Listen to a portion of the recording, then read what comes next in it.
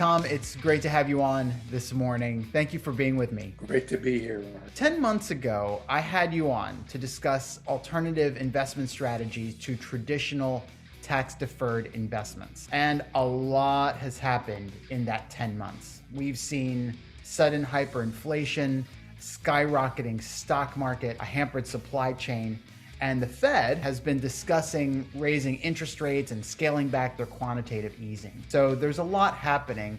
And I wanted to get your thought about the economy in general and with regard to inflation and supply chain impacts. What do you think will happen here going forward? What are your general thoughts? Well, I think that few people really have a handle on it, no matter how much time they spend dissecting or looking at a given segment. I think part of the U.S. economy, it depends who you talk to, and I will look at the left or the right. I won't get involved in it, but simply saying probably someone on the left is going to have a different take than someone on the right, especially with a different president in the White House. Now it's all his fault, okay?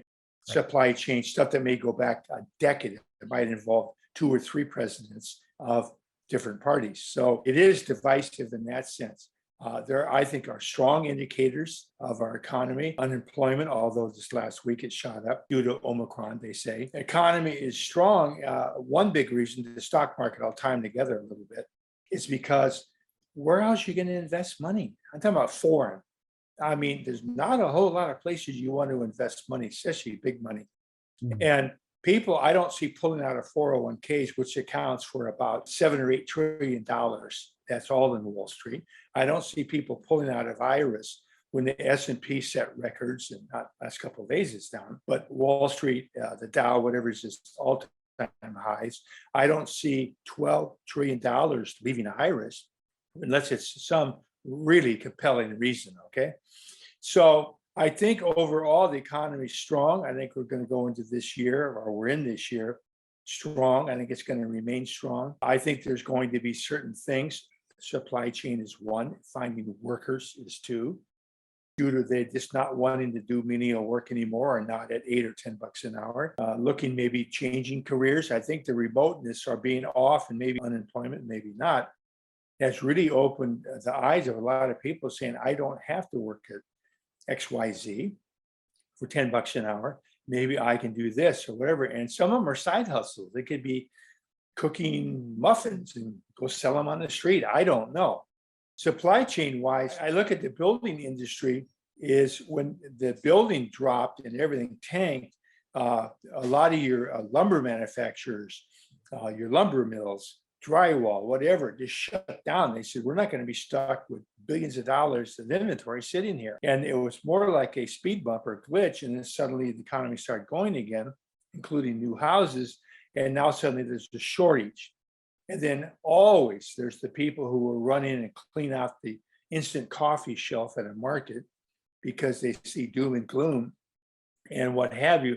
And so since we've talked, I think, and I could be wrong, I don't know if that's when toilet paper got up to $5 a roll, but what have you, but there's certain anomalies of testing the people. I think in a way, we're better off for having gone through it now that we've gone through it. We've kind of seen the scare house, the boogeyman, whatever, we kind of know what they are or can be, and maybe can adjust a little better on our feet, financially, physically, mentally, whatever, to cope with what's going on. But I'm optimistic, and I know we'll turn to real estate. Many industries are optimistic. Have you ever seen an era, I haven't, where used cars bring a premium? I mean, thousands over what they're normally worth. My wife and I had a car that was on a 3-year lease. It came up, I think we owed $15,000. And a couple of months before it was up, we were getting offers of $17,000 for it. I've never heard of that from outsiders, Carvana, whatever, of trying to buy that car. It was unheard of. Usually you're begging them to take it, okay? Right. That type of situation. So the car industry is strong. They're trying to build as fast as they can. They are real estate market strong. I mean, strong as it's ever been. And the stock market's strong. There's just so many indicators. So where do you think we are in the economic cycle? Do you think we're still at the peak? Do you think this peak is going to last for a while? Or do you think that we're as many pundits are saying, that we're on the precipice, we're already over the cliff. Right. What's your thought about that? Well, of course, I think people, it's rosy and it's terrific. And the people, we're going over the cliff. I happen to think that you and I are captaining a ship and our map has run out. It's blank paper. We're in uncharted waters. We don't know where we are. It may be 10 miles. There's a fabulous country or land. It may be 1,000 miles. Will we make it? Provisions, whatever. So that's where I think we are. We're really in uncharted. The times are so different. You can't match them with the past in all things. Okay, some things at some times, but not all things. I don't think we're going over the precipice. I think the naysayers caught this funk, this gloom, and I think a lot of it's political, because most things they're griping about is tied to who's in power. And I truly mean that. They don't say, oh, this has happened. Gas is all-time high. They say, look what Biden's done. It's prefaced it. And people had said, look what Trump did. I think that for naysayers, get off the sad sack thing. Start looking at the bright side, whatever. I think the stock market, we are nearing a peak. I've analogized with you before. You're at a child's birthday party. Someone's blowing up a balloon. It's getting bigger and bigger. It's squeaking. People are getting nervous. Is it going to pop? And the guy keeps huffing and puffing. I don't know. Will it crash? Will it tumble? People lose their shirts? No, I don't think so. But could it drop 25, 30, 40%? Yeah. The S&P has dropped 38% in the last 25 years. There were times. So what goes up can come down. I would not have all my eggs in one basket. I would not have it all in real estate. I would not have it all in Wall Street. And I would not have it all in a CD or money market account or in a coffee can under the bed. I would truly diversify. So let's talk about real estate. What's going on in real estate right now? I can hear from someone from Seattle one day, from New York City, and then from Tulsa. It happens all the time, talking about maybe they're trying to exchange a property, what have you. And so I have at least, I think, an inkling of what's going on. Real estate is and always has been regional. You may say, woe's me where you are. Your house has been on the market for 3 months, no action. And somewhere else, like you see on TV, the ad, sold my house in one day. Well, he's in an area, obviously, at a premium. He probably has a product that people want. It's not a dump or a tear down. And he probably priced it right. Guess what? I think real estate is strong. I still see here in most parts of the country. I just had a couple of closings in Phoenix, Arizona with a doctor client, and I'm here in Key West, Florida. And I never saw the homes, whatever, put the deals together, but there were multi-offers on it. You got into an escalation clause. Can you have contingencies? Seller willing to do it. You get into inspection reports. Will they help pay for some of them? The seller. And then in Florida here, I know for a fact, it's commonly multi-offers over asking price. The sellers saying, I don't want contingencies if they can get it. The sellers asking for a pre-approval and not pre-qualification. Pre-approval means that you've been underwritten. Pre-qualification means a banker and he says, Mark's worth $1 million. We'd loan him $1 million and it's worthless. Pre-approval means we've looked at his tax returns, his W-2s, his paycheck stubs, his debt to income ratio. We've basically done a cursory overview, but it's a lot more depth than just saying Mark looks like he's a good guy, what have you. So it's a seller's market. It's going to remain to be one, although I have to emphasize on MLS, and I'm privy to several of them in the country, almost every day I get MLS notifications of price reductions. If a house was red hot and worth every penny, then why didn't it sell? Typically, the reason is overpriced. Admit it or not, most realtors sit down and say, well, Mark, my comps show your house is worth $750. Well, I don't think so. I think it's worth $895. Okay, we'll list it for $895. They just go along with the will of the people. And if they don't tighten up a little or be a little bit realistic or a little bit of trying to bring you into reality, yours will be $895, and suddenly 3 months later it's $845, and then it's $815, and maybe eventually gets down to $795 where it should have been in the first place. And this is created, I think it's interesting. I sit down with you and I'm just using your house, Mark, as an example. It may be worth $1.5 million or $350. I doubt that. Anyway, I sit down with you and say, we say 795 is the magic number. I might look at you and say, let's make it 745. You go, what? And I say, because what we're going to do is invite a bidding, a frenzy, where suddenly they start coming in at full price, 10,000 over, 30,000 over. There is a certain psychology to that. And in many cases, it works. Okay.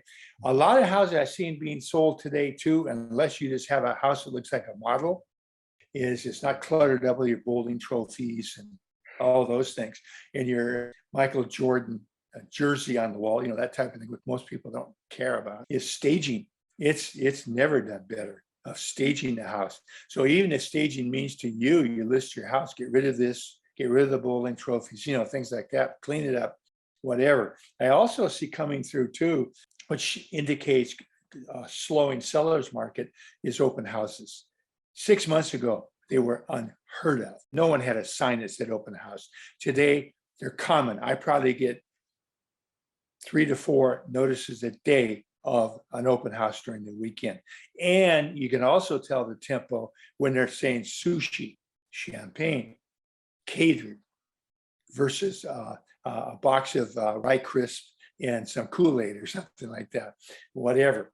They would say, why would I waste my time? I recently saw a house here for $1.6 million. It's one of the nicest homes I've seen.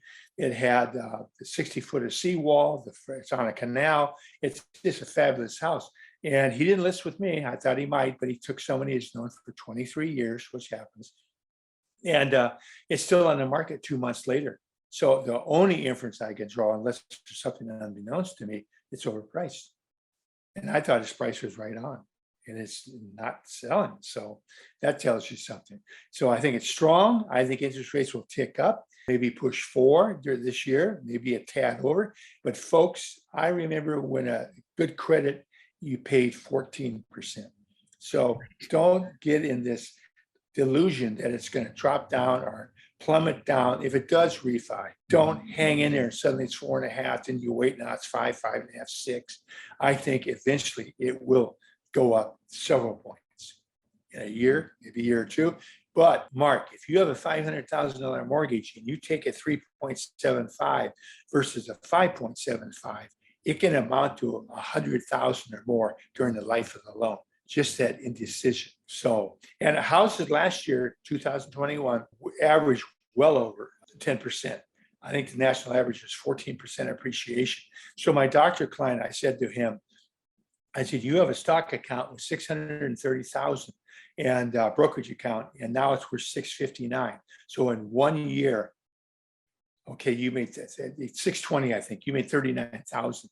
I said, if you would have bought the house I suggested at 500,000 at 15% appreciation, it would have went up 75,000. Plus you could depreciate it, rent it, whatever. So it gets you thinking. You mentioned the stock market just a moment ago. Let's talk about the stock market. It's been crazy high. Mm-hmm. And what's your thought on the stock market these days? And what do we do with our Wall Street based holdings like 401ks, IRAs, et cetera? Well, first of all, I minimum would look at it like you and I are at a crap table in Vegas and you put down 5,000 and now you got 15. I'd say, Mark, drag the 5 out. Put it in your pocket. Now your maximum exposure is you'll lose 10 and you'll be even. In fact, I think, Mark, why don't you drag out 10 and start with the 5 you had? It's all house money. So, Mark, if you had 30,000 in your S&P last year at the beginning and it closed in 2021, and you had 30,000 in it at 60, I probably would pull 25,000 out, 30,000 out, and look to do something else with it. Okay. Candidly, I think it has a strong chance of going down dramatically. I probably would start looking at, depending on how much there is, taking a large chunk of it out and moving it over to real estate. It's probably investment real estate. Probably you don't have it. I don't think it'll sustain itself. I think it's going to go down, and I think it'll happen this year. You think that this year we'll see a decline in the stock market? Yeah, I won't say a crash, but I think, I definitely don't think the S&P last year at the beginning of 2021 was 3,000. It closed like at 4,650. You know what? Do the math. That's almost a 60% increase. So if you had 100,000, you got 160. Okay, I don't think it's going to do that again. Now, I could be all wrong. It's ultimately your call. But if all you have, Mark, is your money tied up 401k, IRA in the stock market, I beg you to take a look around and think about it. And we'll discuss it more at length sometime, maybe in other blogs, the IRA versus the 401k versus none of them, whatever. Diversify. That's what Wall Street says. Of course, its meaning is pick our menu. Okay. Whatever. Stay in our restaurant, pick from our menu. It isn't, oh, what do you mean you want Chinese food? Whatever, do something different. Is diversify. Start looking at how can you diversify. 401k company is basically the employee putting money away, a predetermined amount. It's painless. It's done normally payroll deduction, and a third party, the administrator of the company, is typically a third party that was beholden to Wall Street, because the administrator, that recent companies like this, they have 3,000 employees. They don't have to do the paperwork. The administrator does it all. Well, let me tell you, any of your major mutual funds are there drooling to take the action, and they put you in their favorite account. And often you'll look at, like this doctor friend, he made about 3%. Pathetic in one of the biggest years ever. So look at what you have. Maybe you should do some changing of assets or getting out of it altogether. And let me add one thing on that, if I can, is many economists, it can always be contrary. Many economists have said that most P and E ratios do not stand up under typical traditions or scrutiny. They're overvalued, they're overblown. Instead of 10 to 1, they're 40 to 1 or 100 to 1. Of course, sheepishly, I admit, so was Amazon the first year or two. It was so overvalued, it's incredible.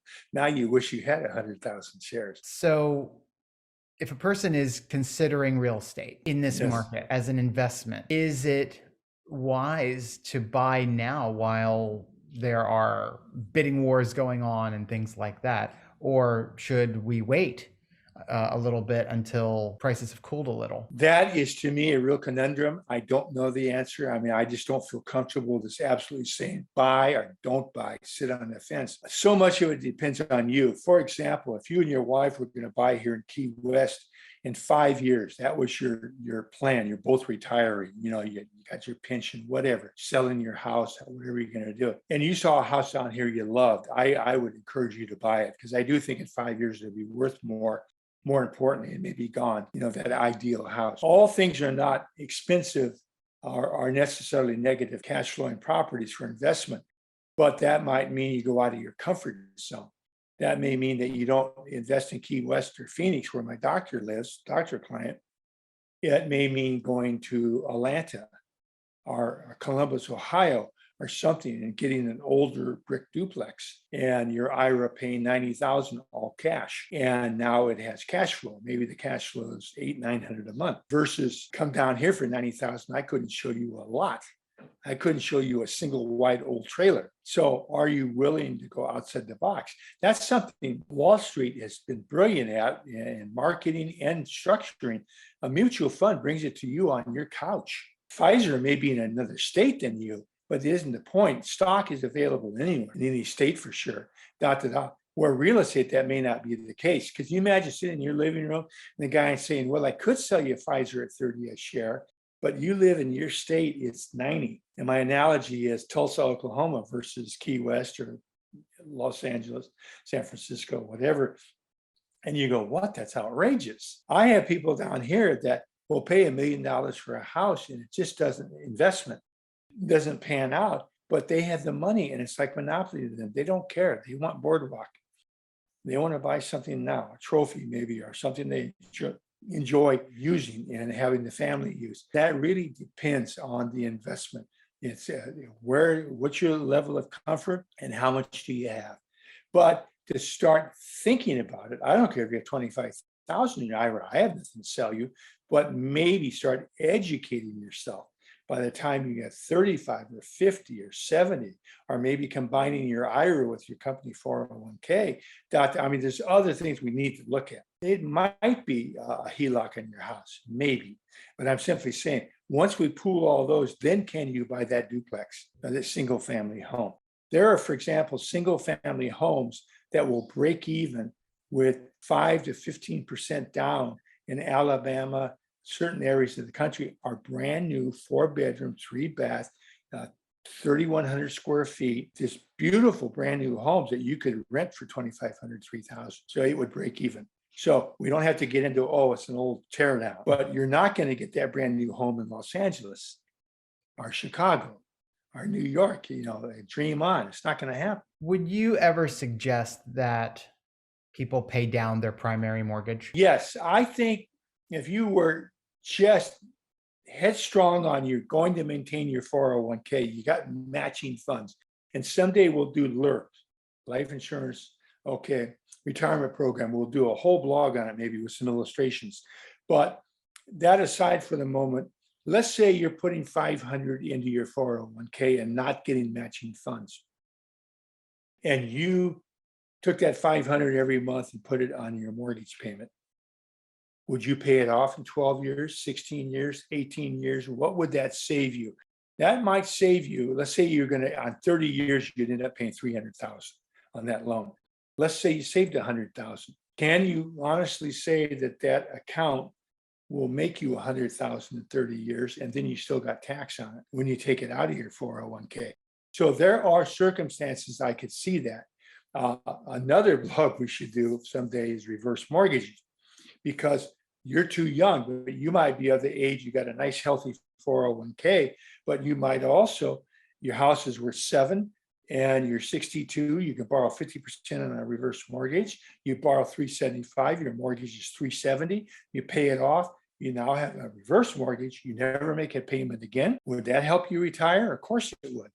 And your kids will inherit the house if they want, or they can sell it when you pass. And let me tell you, I can see your face is kind of, what do you mean? I was sitting on a bus bench at the Key West airport waiting for my wife to pick me up. I had been at a real estate conference. And a guy next to me, we're chatting, and he said, "You live here?" And I said, "Oh yeah, 3 years." And he said, "Wow, I've been down here a few times with the wife, and we love it." And I said, "Well, you better be careful. You're going to end up looking at real estate." And he said, "We already have." He smiled. And I said, "Where do you live?" And he said, "Ohio." So we talked a bit, and it was determined his house in Ohio, he said, it's just not big bucks like down here, but they owned it. They would probably walk away with 500,000. Now follow me closely. He's over 62 years old, so he qualifies for a reverse mortgage. He said, "And I'm down here looking at 500,000, up to 500,000. And I said, "And you haven't found anything." He said, "That's true. I mean, it's just 2-bedroom, 1-bath, not built in the 1940s, needs work, whatever. It's just, it's depressing." I said, "Well, what if you don't want payments, right?" No, we come down here, no payments. I said, "What if I could double your budget? $1 million. You can start looking at houses up to $1 million with no payments." He says, "Well, yeah, how would you do that?" I said, "A reverse mortgage. Use your 500,000. You find $1 million house, you put it down, you take a reverse mortgage for 500,000, you have no payments, and now you're in $1 million house. Would that open up your horizons?" He said, "I can't believe that." He said, "My realtor never brought that up." And I will scold realtors, if nothing else, for a higher commission and to better serve the person. Now, it's not for everyone, and we'll go into that someday, a reverse mortgage, but I provide solutions. I think that's why I do reasonably well in real estate. I'm talking about working with realtors and clients. I try to provide solutions, not just, I can list your house and we're the biggest and the best and get you the most money. What do you want to do? What are you going to do with it, Mark? So I'm simply saying to you, that's an example of utilizing something, looking at it from a different slant. In your mind, what does the ideal portfolio look like? Well, by the way, so your audience knows I was a Smith Barney stockbroker. I did pass the Series 7 exam. I know enough to be dangerous. I just kind of chuckle when I see the charts. Well, you're 4% cash, Mark, and you're 8% money market, and you're 12% in municipal bonds, and all yada, yada, yada. But Mark, the menu's all Wall Street. It's rare. In fact, when I do presentations, Mark, for realtors, I have a chart just like that, which is what comprises the ideal portfolio. And ironically, the 100% adds up to all slices of Wall Street products. Then I have the same chart, same amount of blue, orange, red, yellow. And the yellow may be duplex, and the blue is a triplex, whatever. And then, of course, there's cash, money market account, things like that, maybe an IRA, maybe a 401k, maybe a stock brokerage account.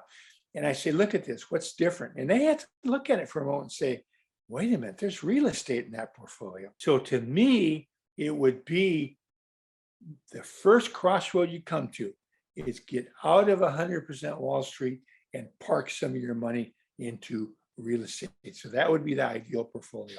And I don't mean your personal house. That's a start, but I mean investment real estate. Hey guys, thanks for watching and listening. Hit the subscribe button and you'll never miss an episode. And check out some of these other clips from the podcast.